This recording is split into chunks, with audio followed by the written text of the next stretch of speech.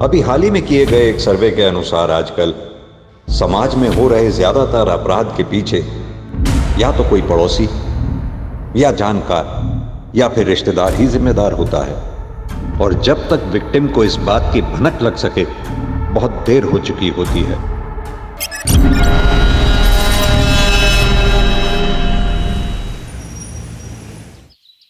संध्या। हाँ आ रही हूँ। ये लीजिए आपका टिफिन।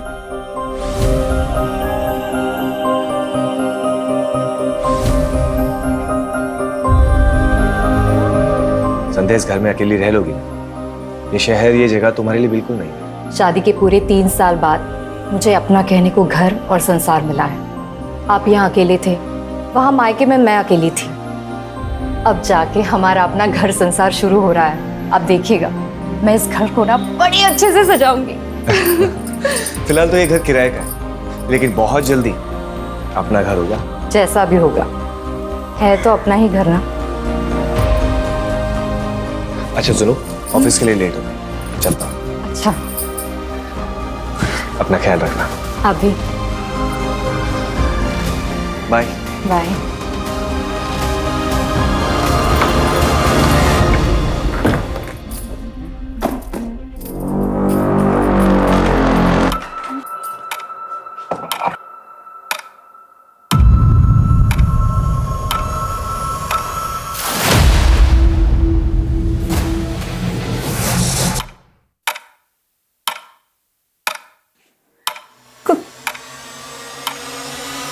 कौन है?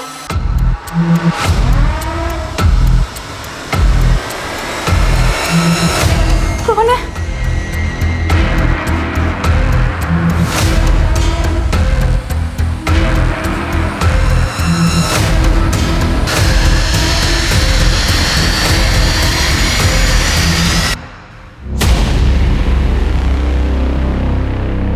बहुत डर लगता है आपको? नहीं, तो प्रॉब्लम क्या है? डिप्रेशन। मर जाने को दिल करता। लाइफ की ये टेंशन मुझे बर्दाश्त नहीं हो रही है। आपके अंदर काफी कुछ दबा हुआ है जो आपको बाहर लाना होगा। मैं आपकी मदद करूंगा, जज भी नहीं करूंगा आपको। अरे बाबा, झगड़ा नहीं करूंगा। अच्छा तुम बैठो। अब बताओ क्या प्रॉब्लम है? दोपहर में मैं जब घर ठीक कर रही थी तो मुझे ऐसा लगा कि यहाँ कोई है। इस घर में आने जाने के 2 रास्ते हैं, एक बाहर की तरफ खुलता है और एक गार्डन की तरफ। और जैसा तुमने बताया कि दोनों दरवाजे बंद थे, इस शहर में नहीं, इस घर में भी तुम अकेली, सिर्फ तुम्हारा वहम होगा। एक काम करते हैं, तुम्हें चेयर अप करने के लिए एक पार्टी करते हैं।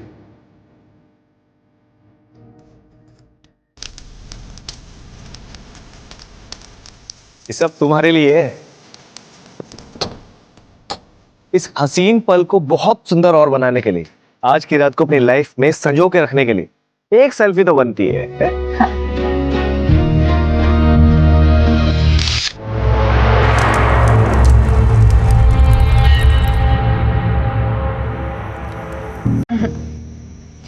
आप जानते हैं ना, मैं शराब नहीं पीती। प्लीज मेरे लिए।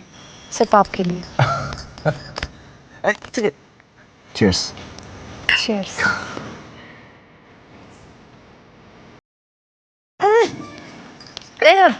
अब क्या हुआ? कड़वी लग रही है। कोशिश करो अच्छी लगे। अरे मौतम सब, तुम तो मुझसे भी तेज निकली। एक और।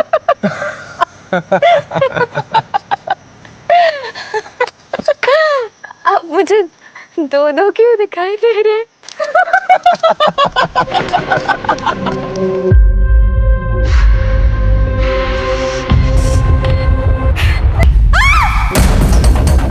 संध्या, क्या हुआ? सब ठीक तो है ना? यहाँ कुछ तो है। मतलब इस घर में कुछ तो गड़बड़ है। मुझे बहुत डर लग रहा है। ये सब तुम्हारा वहम है, कुछ भी नहीं है। देखो। नहीं नहीं, कुछ है यहाँ पे, कुछ तो है। अच्छा अच्छा ठीक है, मैं हूं ना तुम्हारे पास। तुम सो जाओ, सो जाओ।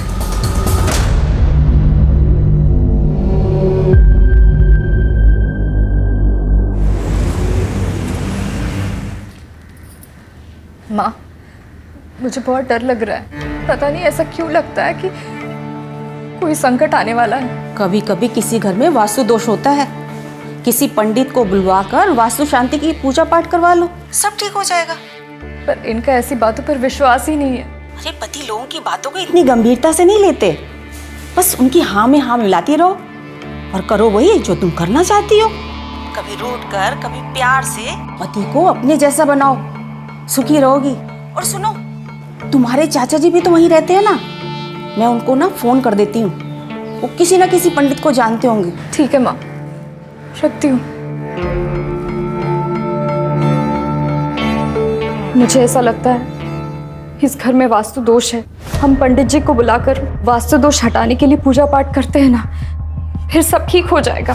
देखो संध्या, ये ग्रह नक्षत्र वास्तु ये सब बेकार की बात है। शादी के बाद 3 साल तक मुझे मायके रहना पड़ा। मैंने कभी कुछ नहीं कहा। यहाँ आने के बाद भी मैंने आपसे कुछ नहीं मांगा।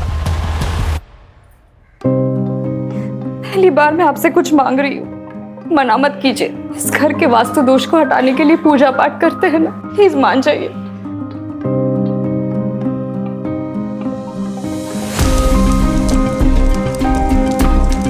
ओम भू स्वाहा तत्सवितुर्वरेण्यं भवे सर्वार्थ साधिके शरण।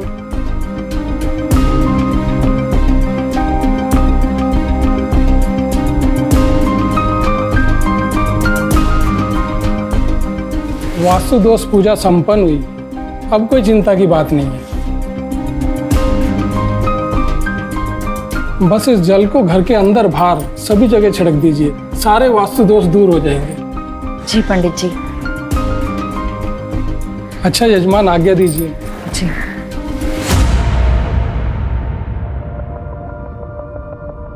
सुनिए, ये आपका टिफिन। संध्या, लेट हो रहा ऑलरेडी।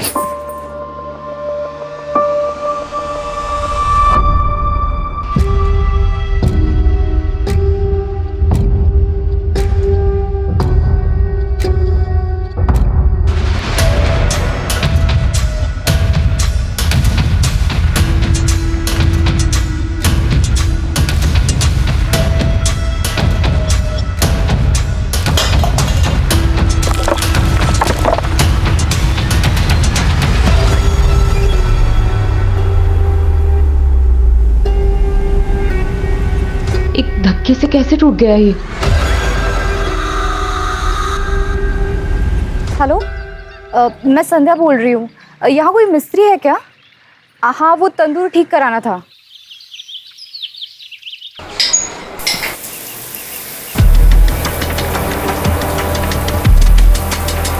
तुलिका, टॉवल देना।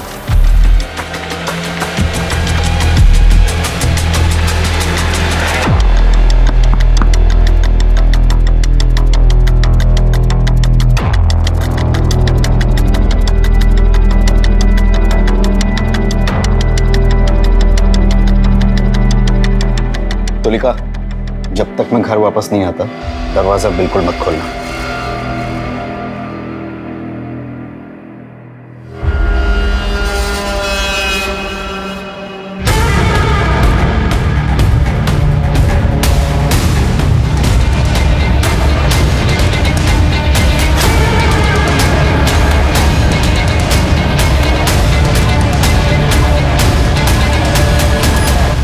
तुलिका, आपकी मैरिड लाइफ कैसी चल रही है?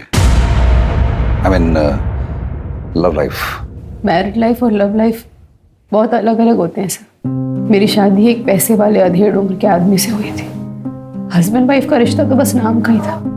ना वो मुझे कभी हस्बैंड का सुख दे पाए और ना मुझे कभी वाइफ होने का सुकून मिला। मेरी जिंदगी बस एक कोरा कागज बनकर रह गई। ऐसे में मेरी जिंदगी में कोई ऐसा आया जिसने मेरी पूरी जिंदगी बदल कर रख दी।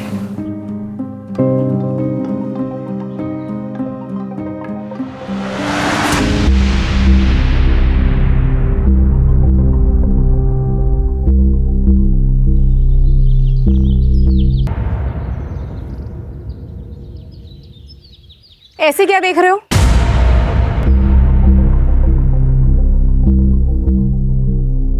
आप हैं इतनी खूबसूरत, बचपन से फैन रहे हैं आपके। लगता है आपने हमें पहचाना नहीं। रजत बाप रे, कितने बड़े हो गए तुम। नहीं, अरे वाह, मुझे तो नाश्ते पे किसी ने बुलाया ही नहीं। तुम कोई मेहमान हो क्या? फैमिली मेंबर हो, हक से बैठो और हक से खाओ। अरे वाह, आपके हाथ के बने खाने का स्वाद तो पूरी दुनिया में कहीं नहीं मिल सकता। एक और दो, एक और दो, एक और दो।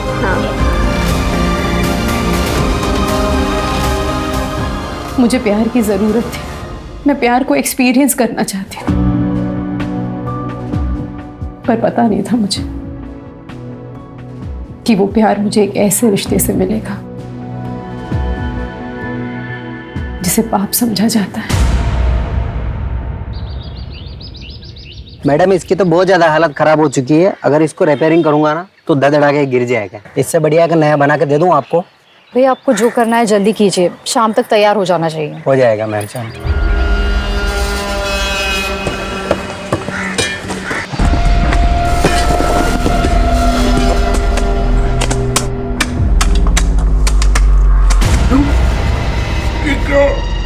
मैडम को बुला ले। ये देखिए मैडम,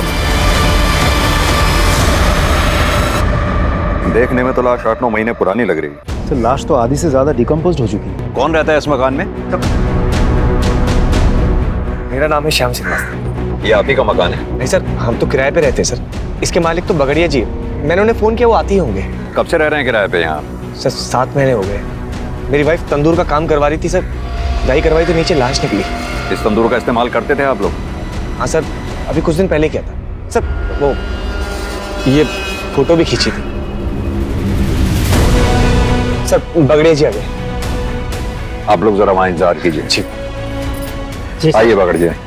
आपको पता है आपके घर में बने तंदूर के नीचे लाश मिली है हमें? पता नहीं सर, मैंने तो ये घर सोलंकी से 8 महीने पहले खरीदा और भाड़े पे चढ़ाया। सारा लेन देन नरेश एजेंट और प्रॉपर्टी साइट के जरिए हुआ। नरेश ही तो संभालता है यहाँ सब। सर, सोलंकी साहब अपने घर को बेचकर अपने बेटे के पास अफ्रीका शिफ्ट होना चाहते थे, तो मैंने उनके घर को बेचने की ऐड ऑनलाइन साइट पर चढ़ा दी।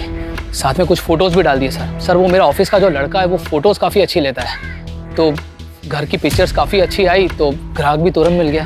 कब की बात है ये? सर कुछ 8-9 महीने पहले की बात होगी। तब भी इस घर में तंदूर था? सर पता नहीं, शायद हो भी सकता है। वैसे सर इस दौरान हमने कंस्ट्रक्शन तो कुछ नहीं किया इस घर में। अच्छा ये बताओ, इन दोनों से पहले इस घर में कौन कौन रह के गया? सर मैं सारी डिटेल्स निकाल कर आपको बताता हूँ। लेके आओ। चलता हूँ सर। राजीव सर। इससे पहले इस मकान में जितने भी लोग रह के गए सबकी डिटेल्स पता करो। Right sir. इस कपल की बैकग्राउंड चेक करो। सर।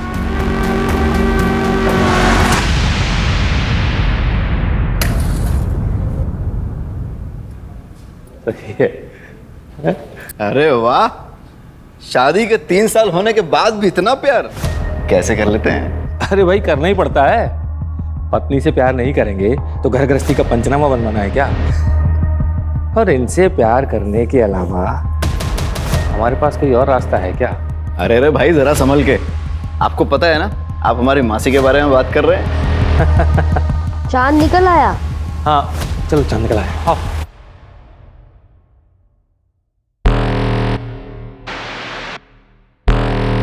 हर शादी प्यार के भरोसे पर नहीं चलती। कुछ शादियां मजबूरी की वजह से चलती रहती हैं।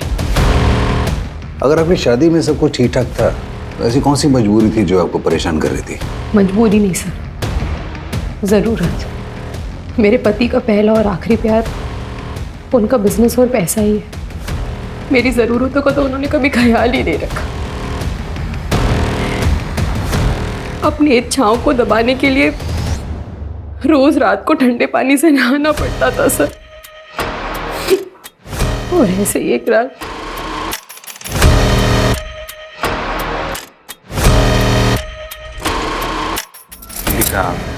बहुत थक गया हूँ, नींद आ रही है।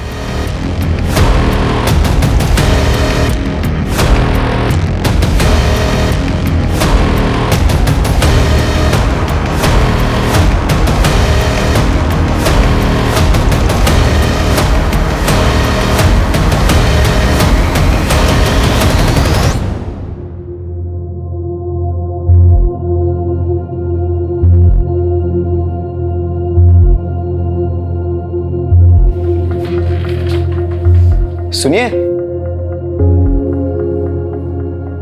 आप इतनी रात को नहा धोकर?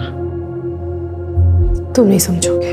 पढ़े लिखे हैं हम, सब समझते हैं और आपकी तकलीफ भी समझते हैं, लेकिन आप फिक्र मत कीजिए, हम हैं ना।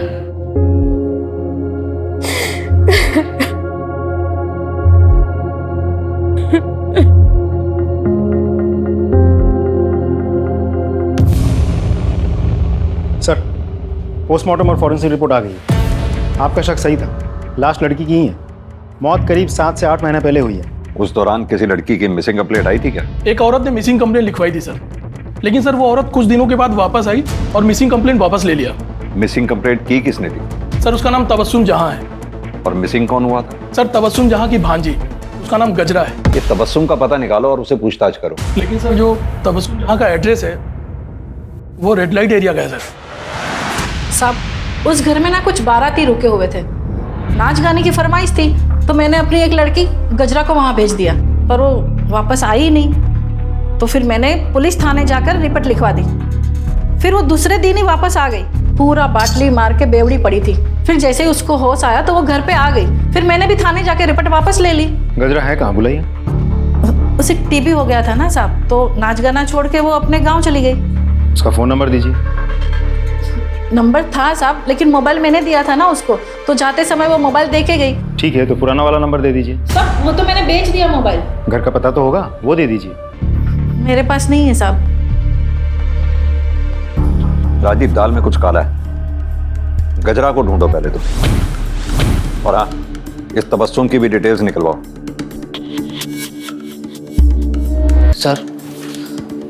सर वो लाश वाले घर में जो लोग भी रहते थे उन सभी की इंफॉर्मेशन निकाली है सर मैंने। सर सबसे पहले उस घर में किराएदार के तौर पर ये रजत जी और उसकी विधवा बहन तन्वी आई थी सर। उसके बाद ये घर हमने बगाड़िया जी को बेच दिया सर। और सर कुछ समय के लिए हमने पवन कौल साहब को भी ये घर किराए पे दिया था। सर उसके बाद हाँ, ये जोशी जी के बेटे की शादी थी सर, तो उसके काफ़ी सारे दोस्त आए थे यहाँ पर। रजत और उसकी बहन की डिटेल्स? सर एक्चुअली वो डायरेक्ट पार्टी थी सोलंकी जी की, तो उन्हीं के पास सारी डिटेल्स होगी। लेकिन हाँ सर, मैंने हाँ रजत जी का फ़ोन नंबर निकाल लिया सर उनके पड़ोसियों से। सर मेरे बेटे के 2-3 दोस्त रुके थे उस घर में। एक तो अमेरिका में उसके साथ ही काम करता, और दूसरा जर्मनी में है, और तीसरा शायद मुंबई में कहीं काम करता है। क्या आपको मालूम है उस दौरान आपके बेटे के दोस्तों ने रात में रेड लाइट एरिया से किसी नाचने वाली को घर बुलाया? उन्होंने तो नहीं बताया था, लेकिन हमें पता चला था सर कि वो लड़की की जो मौसी है ना, उसने जब पुलिस कंप्लेंट की तब बहुत डांटा था मैंने उसे। बाद में उन लोगों ने माफ़ी भी मांग ली थी और लड़की भी मिल गई थी। केस रफा दफा हो गया था और हमने भी बात को दबा दिया था। उन सभी बच्चों की डिटेल्स इन्हें लिखवा दीजिए। जी। अजय, क्या लगता है सर, ये केस हम सॉल्व कैसे करेंगे? लाश की शिनाख्त भी तो नहीं हो पा रही है। वही तो राजदीप, केस उलझता ही जा रहा है। ना तो हमारे हाथ में कोई ठोस सबूत है, ना ही कोई ठोस सुराग। एक काम करो, ये पवन कौल को पूछताछ के लिए बुलाओ। इनफैक्ट पवन कौल ही क्यों, इस घर से जुड़े सभी लोगों से अच्छे से पूछताछ करो। आई एम श्योर कच्चा ही सही पर एक धागा हमारे हाथ जरूर लगेगा। फिर लाश की शिनाख्त भी होगी और कातिल भी पकड़ा जाएगा।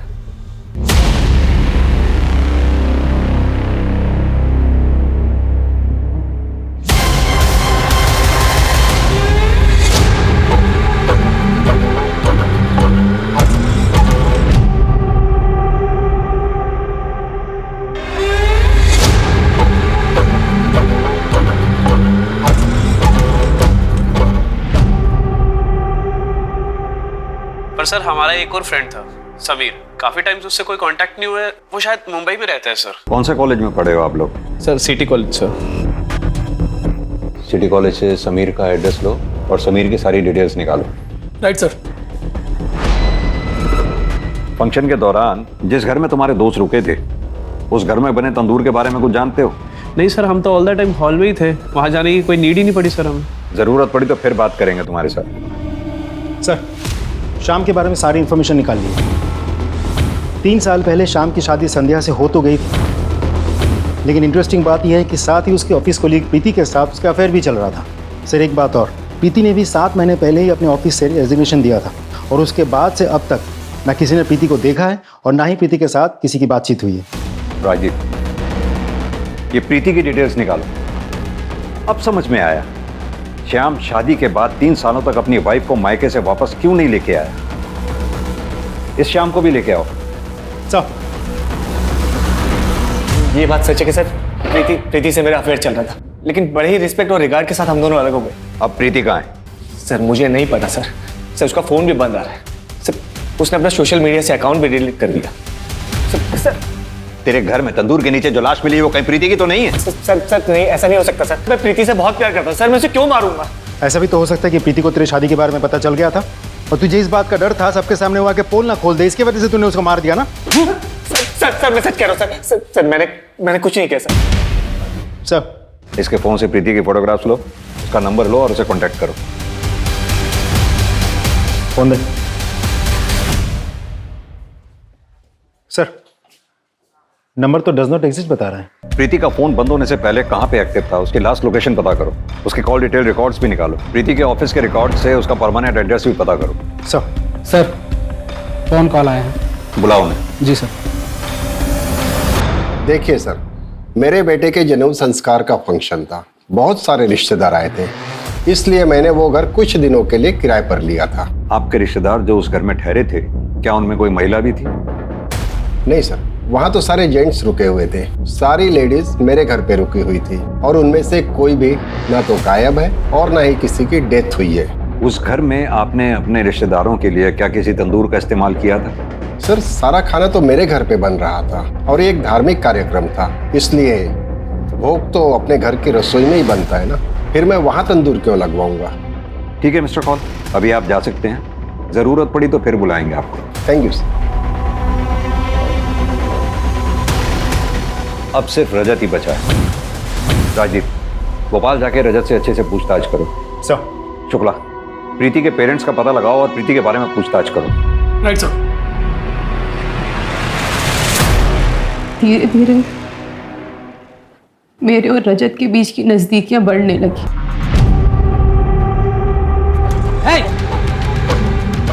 क्या करो तुम लोग? हैं? मेरे घर में तू साल उन्होंने मुझे बहुत मारा पीटा, बहुत। आप इतना सब कुछ सह क्यों रही हैं? मेरे साथ अपने दिल के हाथों मजबूर होकर मैंने एक फैसला लिया और उस एक फैसले ने मेरी पूरी जिंदगी बदल दी। प्रीति ने तो हम सबसे ही रिश्ता तोड़ दिया है। हम नहीं चाहते थे कि वो अकेले इंदौर जाए और वहां जाकर नौकरी करे, पर उसके तो शुरू से ही बड़े बड़े सपने थे। बस उन्हीं को पूरा करने के लिए घर छोड़कर चली गई। जब से गई है ना कोई कॉल ना कोई मैसेज। देखिए, हमें एक लाश मिली, बॉडी की शिनाख्त के लिए हमें आप दोनों लोगों के डीएनए सैंपल की जरूरत है।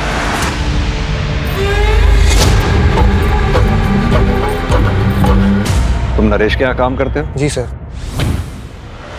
तुम्ही ने वो वेबसाइट पे फोटोज अपलोड किए थे? जी सर। तो जब तुमने वो फोटोग्राफ्स लिए थे तो वहाँ तंदूर था क्या? हाँ सर था, लेकिन मुझे अंदर बाहर के फोटो लेने को कहा था तो मैंने निकाले और अपलोड कर दिए।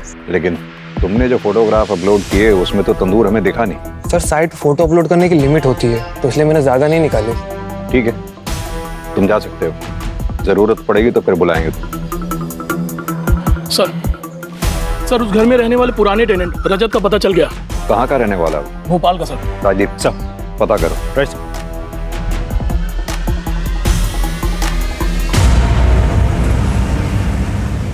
हाँ सर, हम वहीं पे रहते थे अपनी बहन के साथ।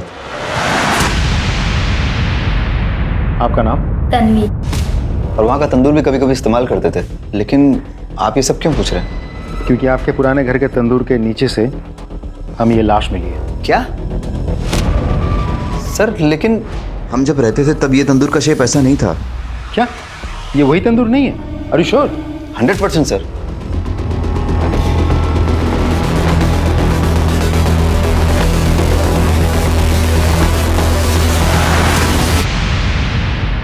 प्लीज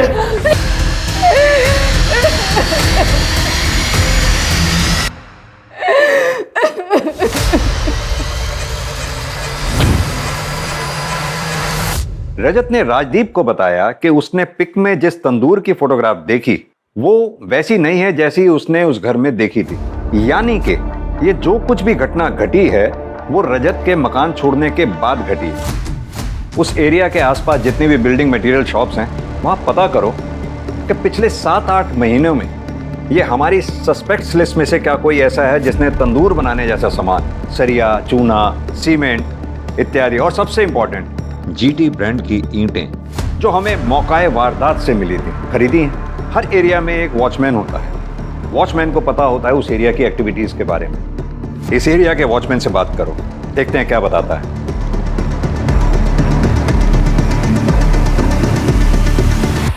अरे भाई साहब,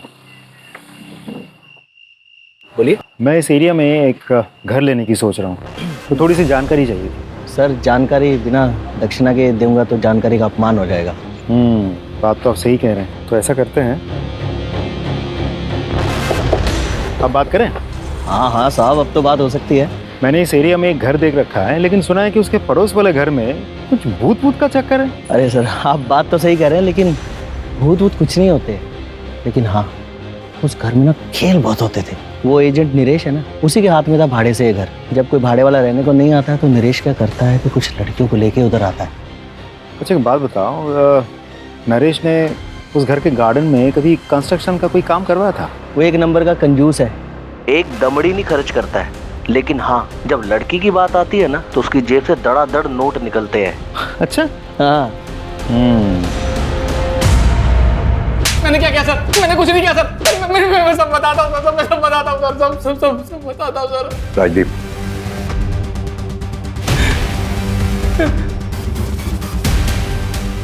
बता। सर मैं मानता हूँ कि मैं रंगीन मिजाज का इंसान हूँ, अय्याशबाज हूँ। उस घर में मैं लड़की लेकर आता था पैसे देकर एंजॉय करने के लिए, लेकिन सर मैंने किसी का मर्डर नहीं किया सर। मैंने सच्ची में किसी का मर्डर नहीं किया सर। ये भी तो हो सकता है तूने किसी को अय्याशी के लिए बुलाया हो, किसी बात पे अनबन हो गई हो, तुझे गुस्सा आया, तूने उसे मार दिया, गाड़ दिया वहां पर, अब हमारे सामने शराफत का नाटक कर रहा है। नहीं सर। राजीव सर, इसकी सारी हिस्ट्री और ज्योग्राफी निकालो। सर मेरा यकीन मानिए सर, मैंने कुछ नहीं किया। मैंने कुछ नहीं किया सर। मैं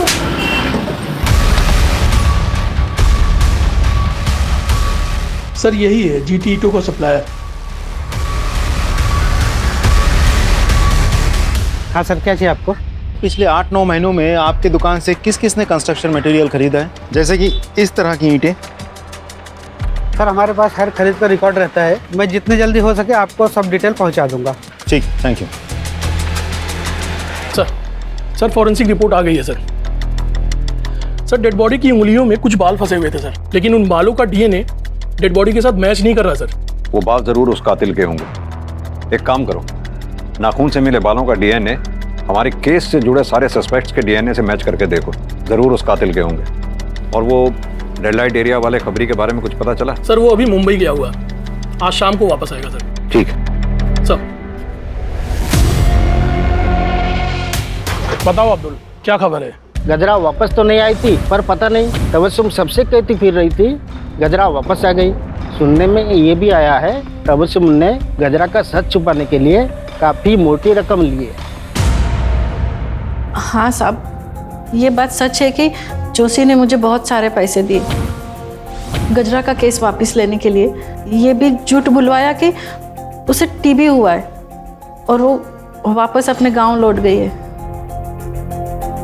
ये सब उन लड़कों की वजह से हुआ है। खानदान के नाम पर कालिक पुत जाती, इसलिए हमने तबस्सुम को लाखों देकर उसका मुंह बंद करवाया। हुआ क्या था? वो बैचलर्स पार्टी के अगले दिन जब मेरा बेटा और उसके दोस्त जागे, उन्होंने देखा कि ना तो वहां पे गजरा थी और ना ही समीर था। समीर गजरा को लेकर भाग गया था सर। दोनों मेरे बेटे और उसके दोस्तों के वॉलेट और सारे वैल्यूएबल्स लेकर भाग गए थे सर। पुलिस कंप्लेंट क्यों नहीं लिख पाई थी तुम? अगर पुलिस कंप्लेंट हो जाती तो मेरे बेटे का रिश्ता नहीं टूट जाता और ग्रीन कार्ड बनने ही वाला था उसका। हमारी तो सारी मेहनत बेकार हो जाती सर। क्या चाहते हैं आप मिस्टर जोशी? आपकी कहानी पे विश्वास करें?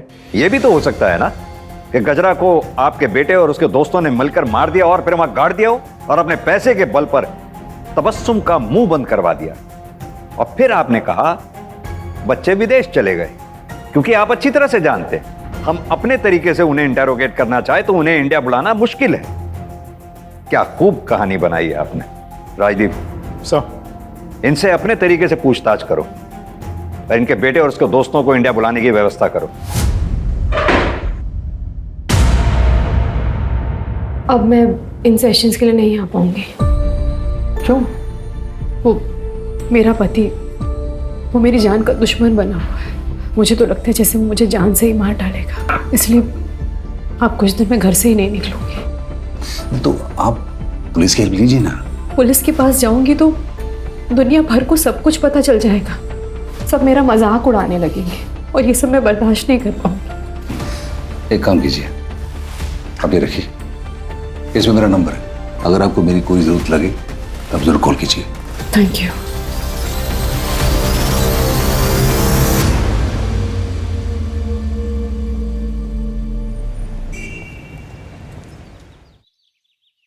सर, समीर के आधार कार्ड नंबर से हमने मोबाइल ऑपरेटर से पूछताछ की है। एक नंबर मिल गया है जो समीर के आधार कार्ड पे रजिस्टर्ड था, लेकिन वो नंबर लखनऊ का है। हम लखनऊ पुलिस से कोऑर्डिनेट कर रहे हैं, बहुत जल्द वो हमारी गिरफ्त में होगा। Good work Rajdeep. Thank you sir. Sir, Preeti के पेरेंट्स की डीएनए रिपोर्ट आ गई है सर। प्रीति के पेरेंट्स का डीएनए लाश के डीएनए से मैच नहीं हो रहा है। इसका मतलब ये लाश प्रीति की नहीं है। सर, इसका मतलब तो ये भी होता है कि शाम कल्प्रिट है ही नहीं।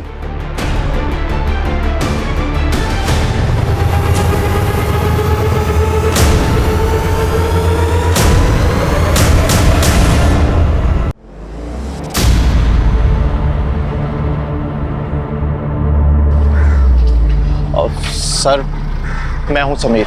आप लोग मुझे ही ढूंढ रहे थे और ये है गजरा।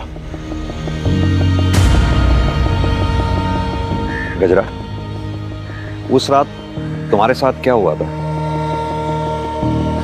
सर, उस रात तुमने मुझे आज बचा लिया है, पर जिंदगी भर तो नहीं बचा पाओगे ना। आज तुम्हें बचाया है, ऐसे हर बार बचाऊंगा। मैंने सभी से रिश्ते नाते तोड़ दिए और हमने एक नई जिंदगी की शुरुआत की। हम ये कैसे मान लें कि यही गजरा है? कोई आईडी वगैरह है आपकी?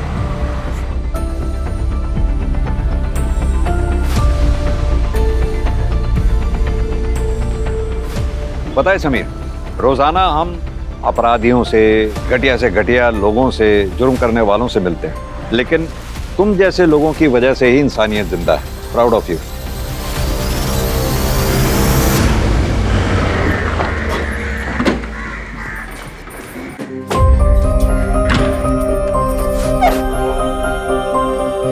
संध्या जी, आपके घर में जो लाश मिली थी वो प्रीति की नहीं है, और उस लाश के साथ आपके पति का कोई कनेक्शन नहीं है। आपके पति निर्दोष है।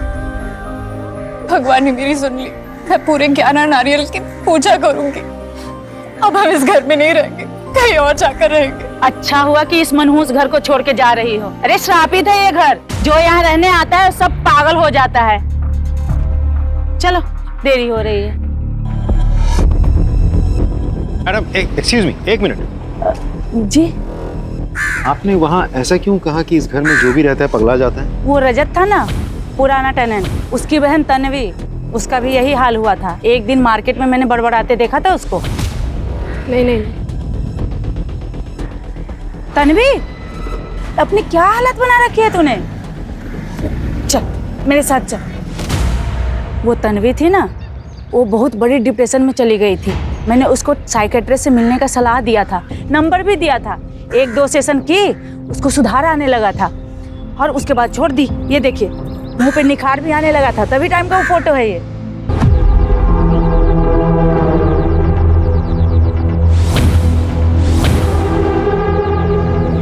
सर, मैं भोपाल में जिस तन्वी से मिला था और यहाँ जो तन्वी रहती है, दोनों में बहुत फर्क है सर। मैं आपको पिक दिखाता हूँ। ये देखिए सर, ये है असली तन्वी।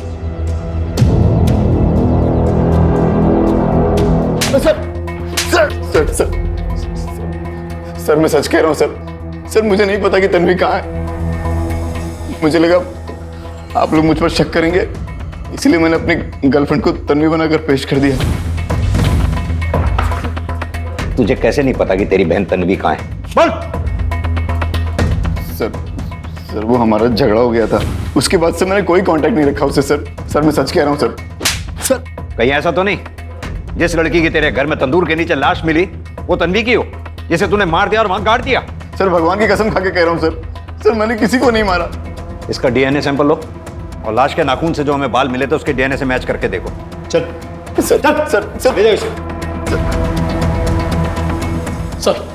सर साइकेट्रिस्ट विनीत आए जो तन्वी का इलाज कर रहे थे।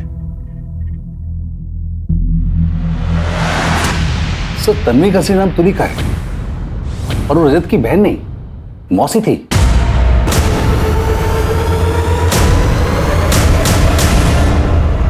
सर तुलिका को ये डर लग रहा था कि उसका हस्बैंड कहीं उसको मार न डाले, और हमारे लास्ट सेशन में तो वो ये भी कह रही थी कि वो कई दिनों तक घर से बाहर निकलेगी नहीं। मेरा पति वो मेरी जान का दुश्मन बना हुआ है, इसलिए आप कुछ दिन में घर से ही नहीं निकलूंगी। एक्चुअली डर के मारे उसकी हालत काफी खराब हो रही थी। ठीक है डॉक्टर साहब, आप जा सकते हैं।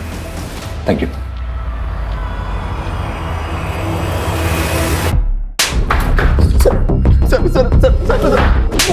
सर बताता हूँ सर मैं बताता हूँ सर मैं बताता हूँ सर बता। सर तुलिका मुझे बहुत अच्छी लगती थी सर। फिर हमारा अफेयर शुरू हुआ और फिर हम दोनों घर छोड़कर भाग गए सर। लेकिन सच कह रहा हूँ सर मैंने किसी को नहीं मारा सर। मैंने तुलिका को किसी को नहीं मारा। तुलिका तेरी मासी है या कुछ और? इसकी असलियत तो तेरी माँ ही हमें बताएगी। अपनी माँ का नंबर और पता दे। दो। मर गए दोनों मेरे लिए, मुंह दिखाने लायक नहीं छोड़ा। देखिए हम आपकी परेशानी समझ सकते हैं, लेकिन आपके बेटे रजत और तुलिका ने आपके साथ जो किया वो गलत था। लेकिन हमें शक है कि हमने जिस लाश को बरामद किया है वो आपकी बहन तुलिका की ही है, और वो तभी साबित होगा जब उस लाश का डीएनए आपके साथ मैच होगा। दरअसल तुम तुलिका से नफरत करते थे, इसलिए तुमने तुलिका को मार डाला। नहीं सर, मैं तुलिका को मारना तो चाहता था, तो मेरे हाथों मरने से बच गई। शुक्ला, इनका डीएनए सैंपल लो। लाश के नाखून पे जो बाल मिले थे उनके डीएनए से मैच करके देखो। सर मौका वारदात में मिली उन ईंटों को लेकर हमने गहरी छानबीन की। उस तरह की ईंटें उन 3 महीनों के अंतराल में करीब 40 मिस्त्री और कॉन्ट्रैक्टर को बेची गई थी। हमने सबसे पूछताछ की, लेकिन किसी का भी कंस्ट्रक्शन का काम तब नहीं चल रहा था जब हमें उस तंदूर के नीचे गड़ी लाश मिली थी, सिर्फ एक को छोड़कर। कौन है वो? सर मिस्त्री रमेश, लेकिन वो फरार है। सर हमें लुकआउट नोटिस जारी करना पड़ेगा। आओ। सर डीएनए रिपोर्ट्स आ गई हैं, ये रही सर डेड बॉडी के साथ मिले बालों का डीएनए किसी भी सस्पेक्ट के साथ मैच नहीं कर रहा सर, लेकिन सर रजत की मां का डीएनए डेड बॉडी के साथ मैच हो गया। यानी कि लाश तुलिका की ही है। ये तुलिका के कॉल डिटेल रिकॉर्ड्स निकलवाओ। Right sir. सर मिस्त्री रमेश के बारे में पता चल गया, दीवार में कहीं छुपा बैठा है। ले आओ उसे। सर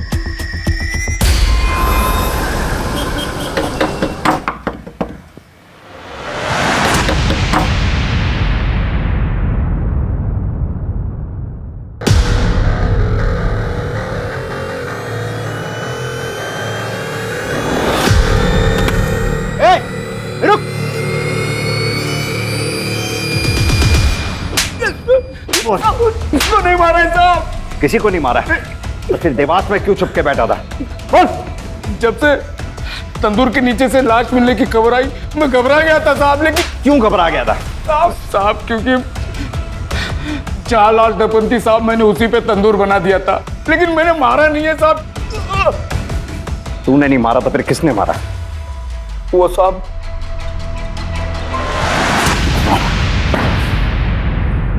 मैंने कोई मर्डर नहीं किया है। 3 बातें तुम्हारे खिलाफ इशारा कर रही। पहला, हमारे पास तुम्हारे मोबाइल लोकेशन रिपोर्ट जो साबित करती है इस बात को कि तुलिका के मर्डर के समय तुम वहीं थे। दूसरा, मिस्त्री रमेश का बयान जिसे तुमने तुलिका की लाश गाड़ के ऊपर तंदूर बनाने को कहा। तीसरी बात, तुलिका के नाखूनों से मिले बाल का डीएनए तुम्हारे डीएनए से मैच हो गया। रिपोर्ट आई जाएगी, तुम्हें बताना ही पड़ेगा सब कुछ अपने बारे में। तो अब तुम खुद बताओगे या हम अपने तरीके से पता करें डॉक्टर विनीत? बताता हूं। तुलिका ने मुझे कॉल किया था, मैं उसके घर गया था। ये सब मेरे साथ क्या हो गया? चलो।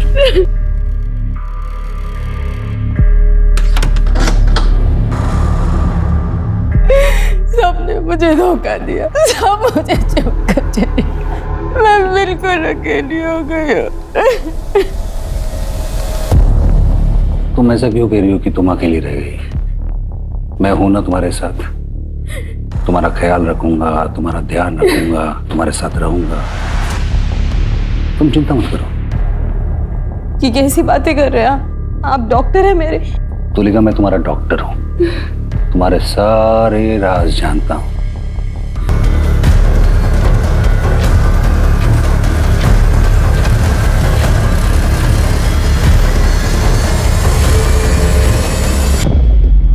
और उसके बाद मैंने फिर से एक नया तंदूर बनवा दिया। एक मरीज का अपने डॉक्टर के ऊपर भगवान से भी ज्यादा भरोसा होता है।